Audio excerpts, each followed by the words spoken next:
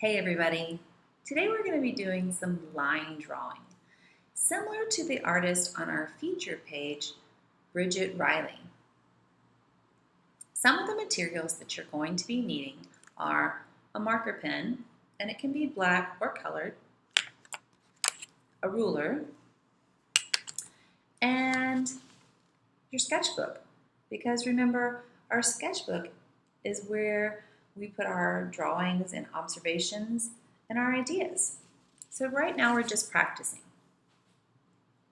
So step one, I want you to observe and watch the video that I've created for you on how to use your ruler, and then practice a little bit in your sketchbook.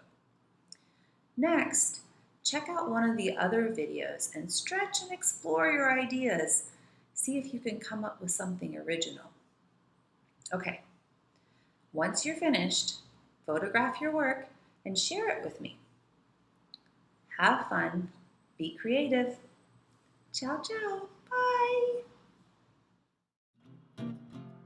Here's a tip. If you're right-handed, hold the ruler in your left hand to draw with your right hand. Draw on the right-handed side of the ruler so you can see where you're drawing. If you're left-handed, do it the opposite way.